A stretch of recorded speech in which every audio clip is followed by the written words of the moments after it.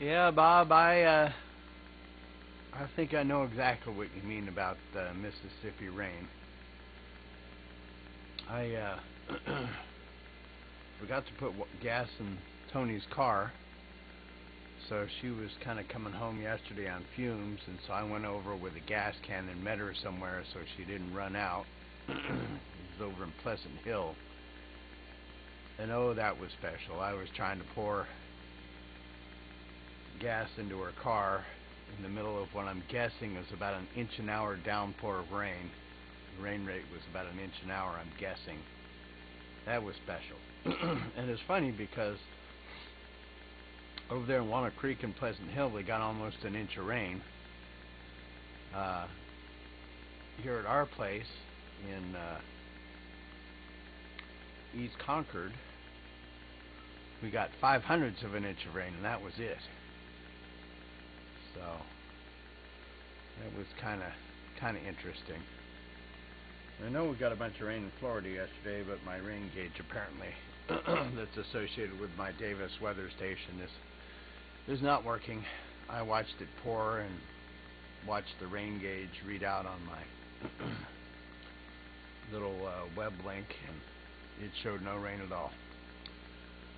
So I guess that's the way it's going to be till I get down there in July to see what's going on. Hopefully it's just simple, something stuck in the rain gauge, but we'll have to see what the situation is there.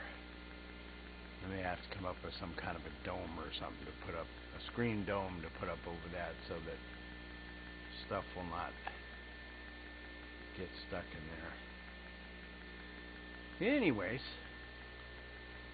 so I will pass it back over to whoever else may have just shown up. Otherwise, I guess we'll see if Jim's back yet. ND6H.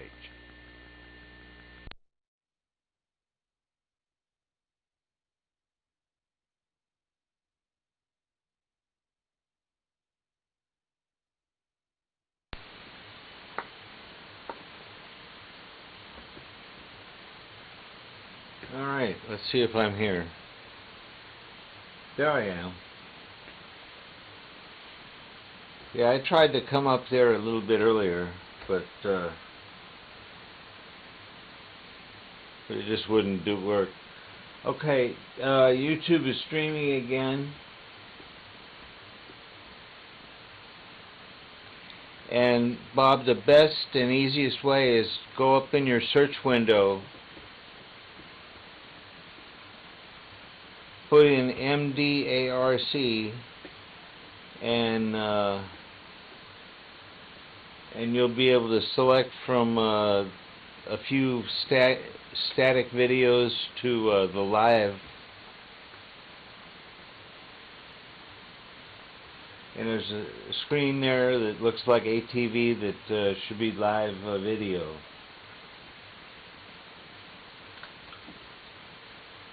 So I don't know what I had to do to get the stream to go. But I'm curious. It stayed up long enough to for me to watch it, and then it crashed. So anyway, I gotta change channels here.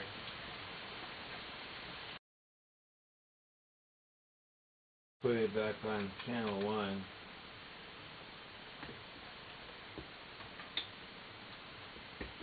And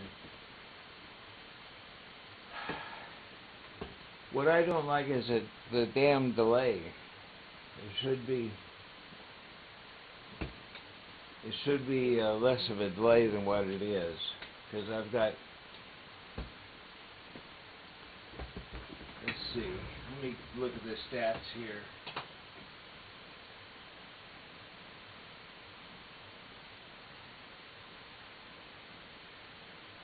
Yeah, let's see. I don't know if this transmits or not. I'll have to look at it.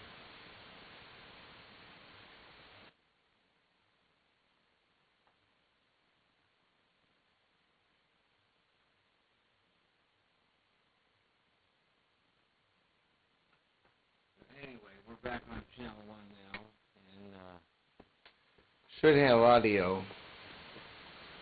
So Bob, that's the way. Just go search for MDark and find it.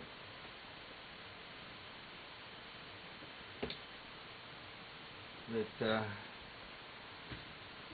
yeah, I've got all the pieces in my hand now to go from put RCA into HDMI and then HDMI into my encoder here.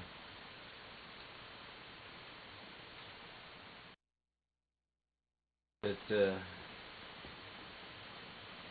I need another video audio DA.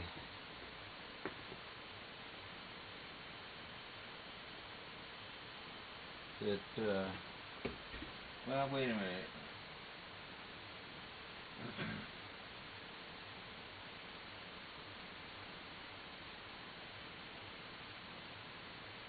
I do have one other channel on my DA, so I think that's broken.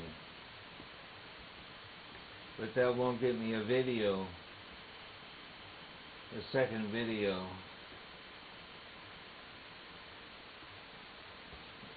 Because I need to, I'd like to be able to drive the stream with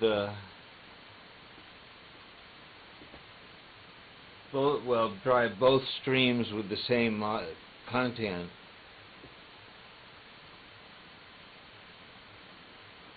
So that, or I guess I could hook up 2 receivers.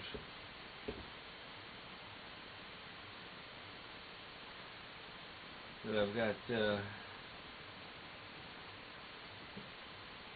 yeah, okay, I can do that. I just need a lot more wires to plug this all in. So anyway, let me think about it here, and I'll pass it over to whoever's next. And I need to run and go get me something to drink. I'll be back.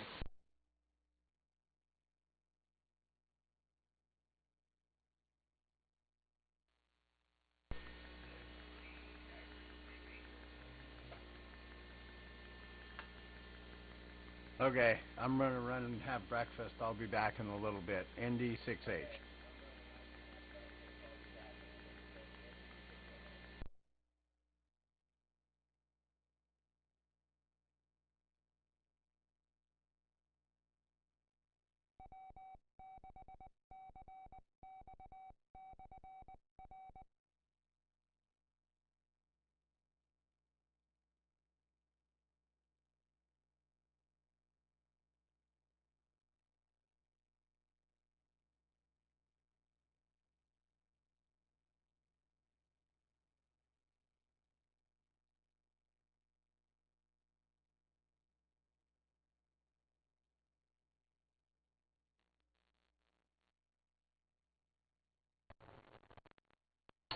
Well, Stan, it looks like it's you and me, and I'm fleeing here pretty quick, but I did get the stream up on YouTube there. I didn't know where it was. Now it's buffering, so I don't know.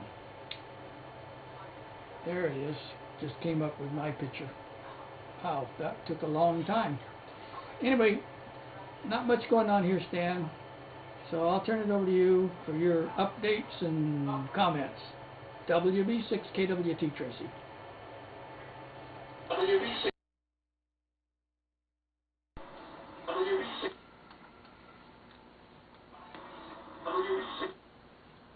Okay. Muted there just in time.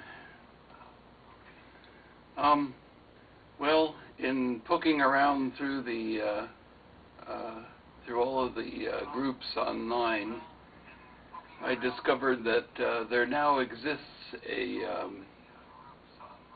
a Raspberry Pi 4 DVB-S2 transmitter written by Dave G8GKQ, but it's not real easy to implement. And there's this other project that's being run by the British Microwave Club, or whatever their name is, and it's an all-mode transceiver, 45 megahertz to 6 gigahertz, uses a Pi 4 and a Pluto module, and so Dave was helping them with that project, G8GKQ, and now all of a sudden there's an add-on to it that is the ports down transmitter, but it requires that you do the Langstone all-mode transceiver first, and then you can add on the ports down, and then the ports down supports the Lime SDR Mini, of course, but supposedly also the Datv Express board. So I happen to have all the parts I need, so I'm going to give it a try. So see if I can get a DVB-S transmitter running on a Pi 4. The only question I don't have answered is whether it has an NTSC mode, which of course would be a problem. If it doesn't, most of the focus that these guys have is the QO100 geostationary satellite that's up there. That the footprint only extends as far as Bermuda, so it doesn't help us much. So most of the focus is on rigs to work that satellite. So, but he did mention that the thing is working and should work for both satellite and terrestrial operation on DVB-S and DVB-S2. So, and I've been anxious to get a Pi 4 running with DVB-S transmitter. So, anyway, we'll see if I can really get jump through all the hoops and get that working. So, anyway, that's my latest diversion. Let's see who else may have joined us. It's getting closer to 9. Maybe Fred's on board now, and maybe Jim's back. NJ6E.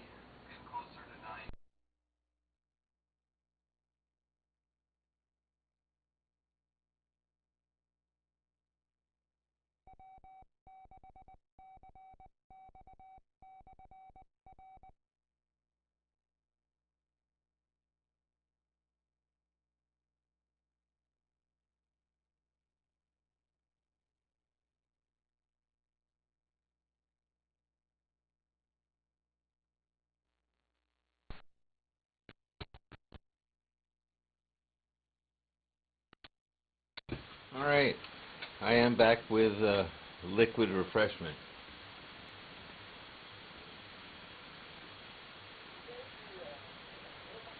Yeah, I'm just trying to figure out what I want to do next here.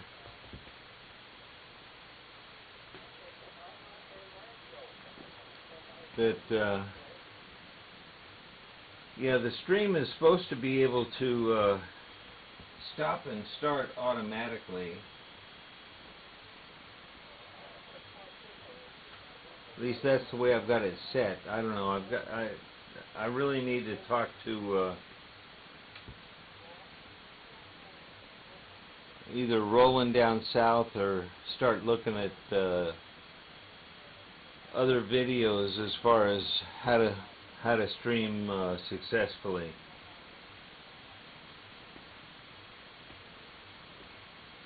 But looks like we're back right now.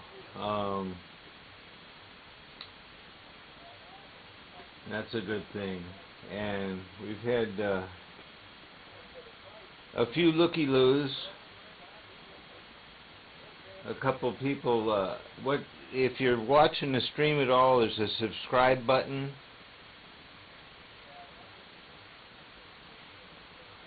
That you can get to, and that that's a good thing there. And then there's another thumbs up widget you want to click on.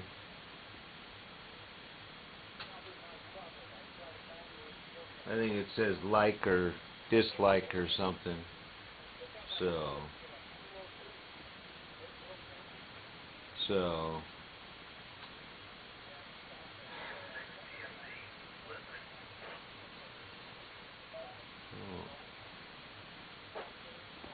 anyway, I'll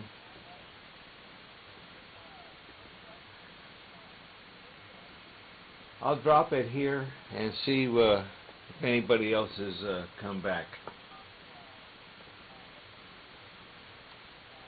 And yesterday, as far as precipitation, it rained just enough to get the sidewalk wet.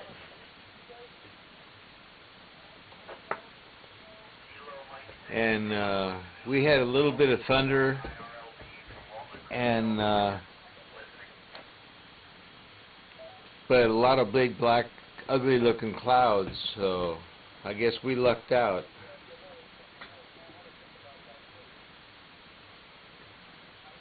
And I'll turn this over to whoever's next. K6SOE.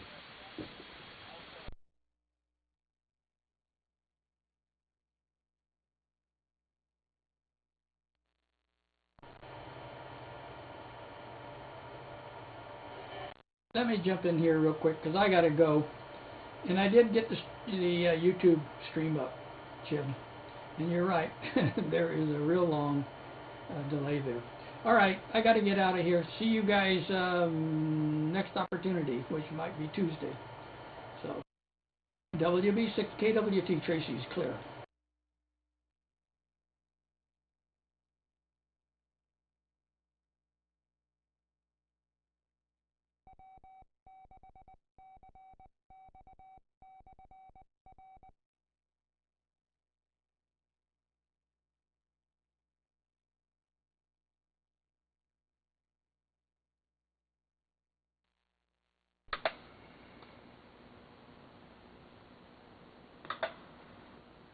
Okay, 73, Bob. Yeah, Jim, the BATS stream is running as well as I've ever seen it run right now. The latency is only about a little less than 2 seconds. Probably hear it in the background here. So that's working great. I don't have the YouTube up, but I guess that's the focus of getting something working better is the YouTube. But as far as rain, it was kind of the same as you. We had rain that got the sidewalk wet, but not much more. So sounds like you had to be further south to get the deluge. And as I was mentioning to Bob, there is a version of a DVB-S/S2 transmitter that will run on a P4 now, so I'm goofing around with that, and we'll try to get that working. We'll see if that see how I do. But anyway, that's been my project here since last night. Anyway, it's about 9 o'clock. Anybody else around? NJ6E. Otherwise, back to Jim.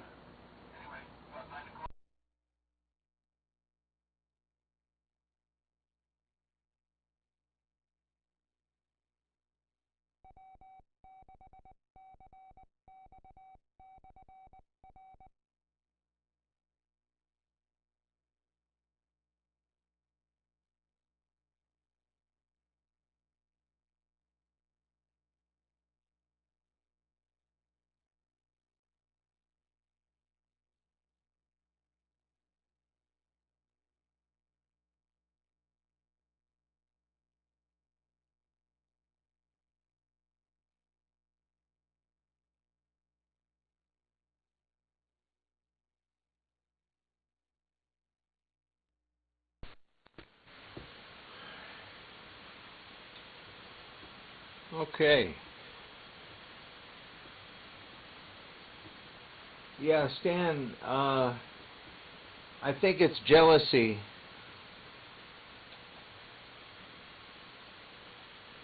That the Pi that I'm using here is getting jealous of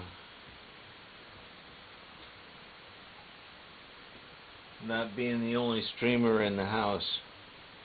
So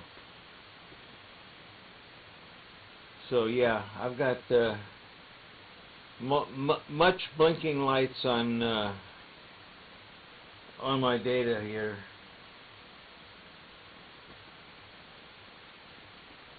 So I just I need to make a sojourn over to the other end of the room here and maybe plug in another switch and have another dedicated port for other things going on, and put a stream on one port and put the other stream on another port on my my main router. I don't think that's an issue, that I'm feeding two streams through one switch out to the internet. It's not that big a pipe that what is it? These are 100 gigabit switches, so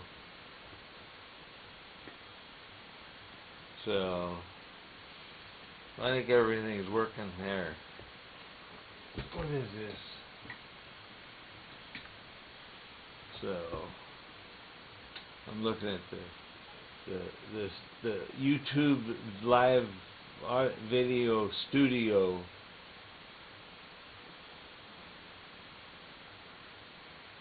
Oh, look, I see somebody on channel 4. I'll relinquish the repeater to N6GKJ.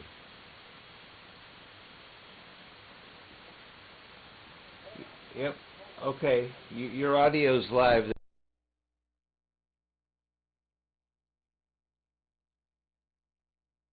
Okay. It's been a while since I've been on. I had a lot of things going on lately.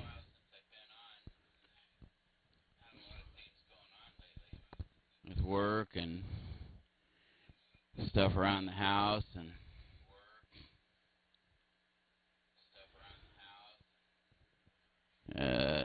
still tired.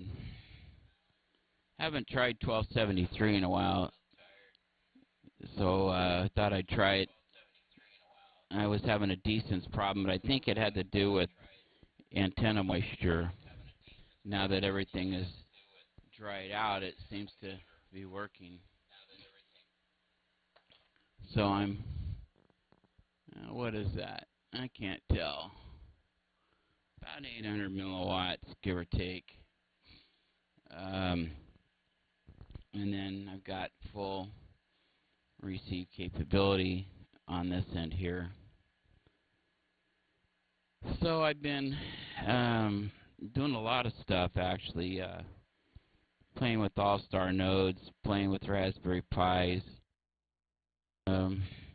Got my repeaters on Gopher Ridge up working as good as they're going to get. It doesn't compare to the coverage off of Bear, but at least it's something better than nothing there at all. And it does fill a niche. There's some guys using it that are in the Copperopolis area that never shut up. They're on probably 16 hours a day chit-chatting back.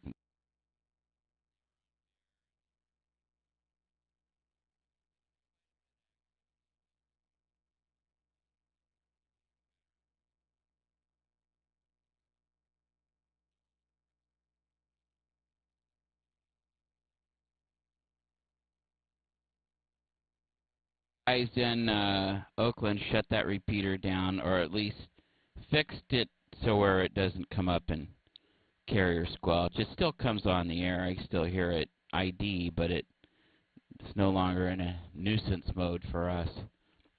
And you can see my lights blinking when I talk on my compressor. So that's working. I had to turn the level of it down. It was just way too hot. And anyway, let's see what else. Church is finally open for the first time, so we're going to head off to church this morning. It's been closed for 2.5, almost 3 months because of COVID. Lodi is still a riot-free zone. That's a good thing. Been watching the news the last couple of nights, and the world has gone insanely crazy. All I can say is they show up in my neighborhood. I'm not the only one in this neighborhood that has the capacity to turn them away. My neighbors across the street's got more firepower than I do, and the old guy next door is a World War II vet, and he was showing me his vintage World War II Garand. And they first came out. He's got one, beautiful. And he says, I can still bullseye at 100 yards with it, open sights. I said, wow. So, yeah, let them come to this neighborhood here. Anyway, I've seen Stan and John and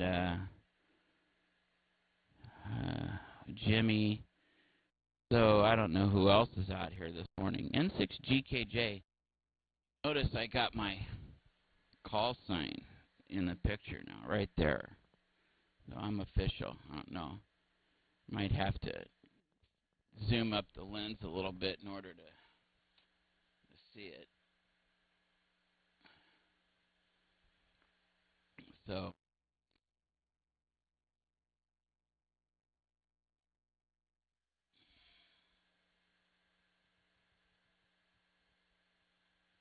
there we go. There's the N6GKJ.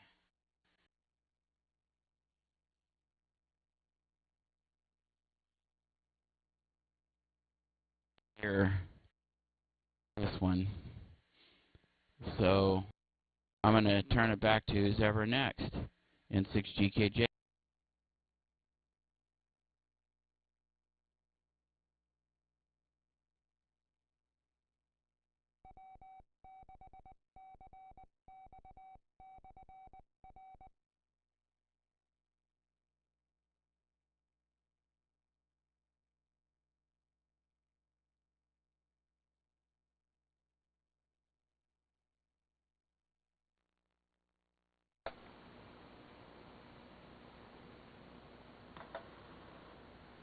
Okay, Ron. Looks like maybe Fred found something else to do this morning. I think Jim and I were the only ones left when you popped up.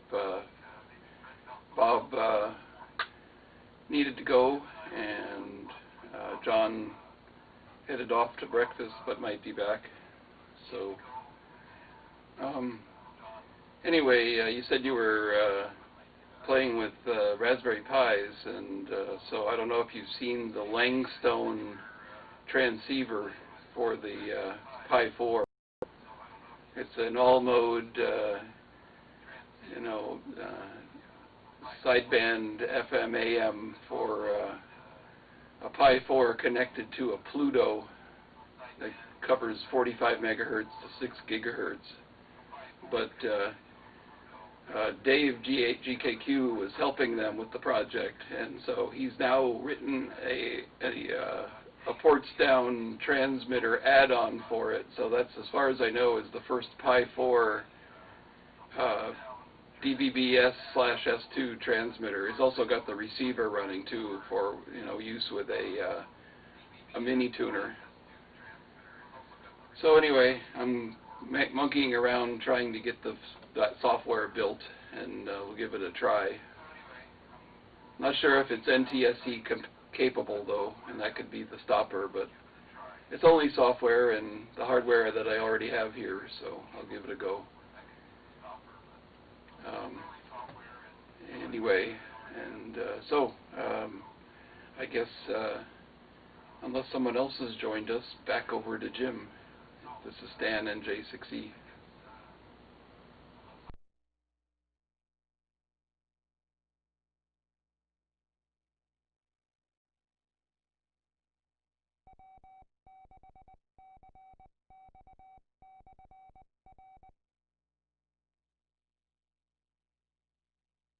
I'll jump in here, I guess. And, yeah, I'm looking at all my wires and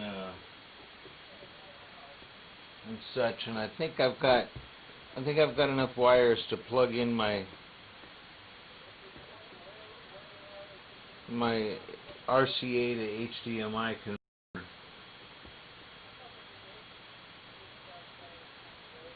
But let's see, what can I do to test that without putting it on the air?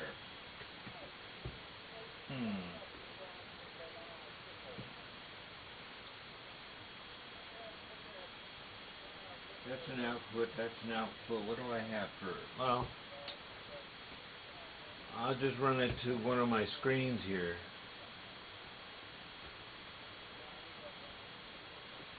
So yeah, all I need is another HDMI cable.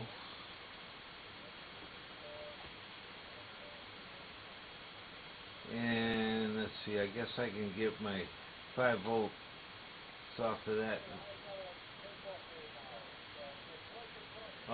receiver.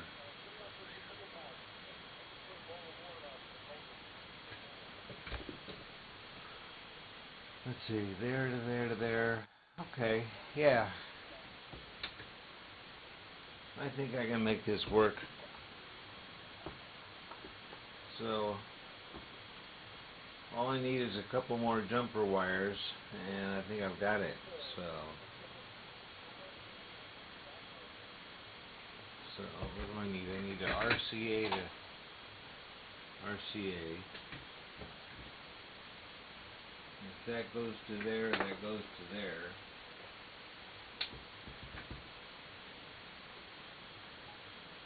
Okay. I think I can do it. So let me plug this in and see if I can make it go. Be right back. So whoever's next, I guess is back over to Ron. That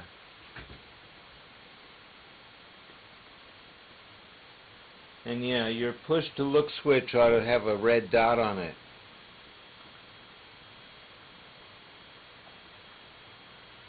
That it's the transmit. You need to have it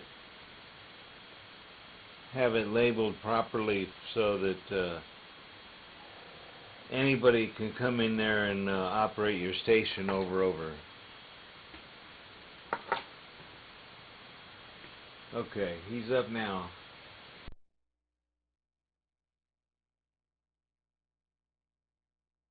Yeah, about that.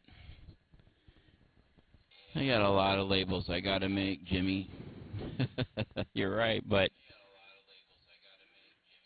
yeah, I got 6 switches on that control panel. 3 of them do stuff, and none of them are labeled.